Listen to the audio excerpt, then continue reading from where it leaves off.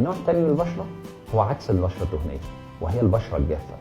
البشرة الجافة تتميز بان الافرازات الدهنية فيها اقل بكتير، ودي محتاجة ترطيب اكتر، محتاجة نوع غسول مختلف تماما عن البشرة الدهنية، محتاجة غسول يكون غني بالاحماض الدهنية، يكون غني بمواد كتير من ضمنها السيراميد، ان هو يساعد معانا في ترطيب البشرة بشكل سليم. محتاج ان انا استخدم ده كتير، محتاج ان انا احافظ عليها بشكل كبير جدا من اي عوامل الالتهابات، يعني احافظ عليها بالشمس بشكل اكتر من البشرة الدهنية، اقدر استخدم لها الغسول بشكل اكبر، استخدم ترطيب مدد اطول من البشرة الدهنية.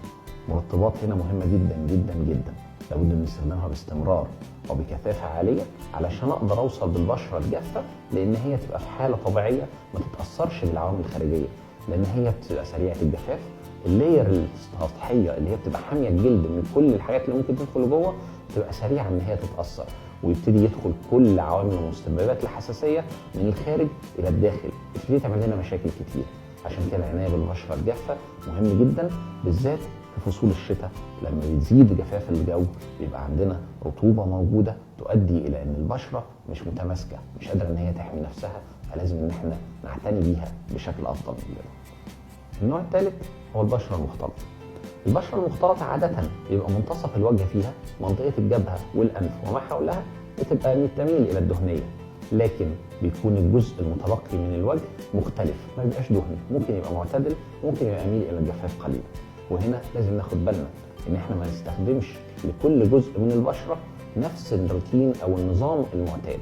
الغسول هيختلف، الترطيب هيختلف، ودي بتبقى تشالنجينج في الاول ان الناس تقدر تكتشف بشرتها نوعها ايه وتتعامل معاها بشكل سليم ازاي. ونظام العنايه هيبقى ميكس من النوعين السابقين اللي هي البشره الدهنيه والبشره الجافه. طب ايه النوع الرابع؟ النوع الرابع هو البشره الحساسه، واكتر بشره حساسه بتبقى الشديده في الدرجه بتاعتها، بمعنى شديده الدهنيه او شديده الجفاف. شديدة الجفاف بتبقى عرضة زي ما قلنا ان هي تستقبل اي ملوثات، تتأثر بالشمس بشكل جامد، تتأثر بالحوامل المحيطة بينا، فلازم ان احنا نحميها ونساعدها على تكوين الطبقة العازلة اللي بتحمي الجلد، وهي دي خط الحماية الاول للجسم ككل.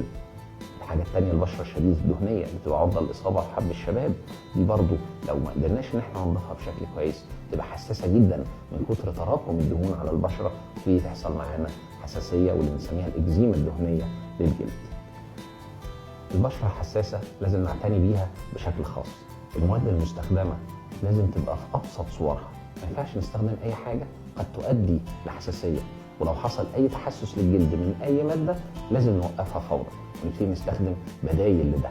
الاهتمام بيها بشكل فعال، نبعد عن الحاجات المثيرة للجلد، المياه السخنة قوي والساقعة قوي، تعرض للشمس، أي احتكاك للجلد، كل دي حاجات ما بتفيدش البشرة الحساسة وممكن تؤدي لزيادة المشاكل اللي تحصل فيها.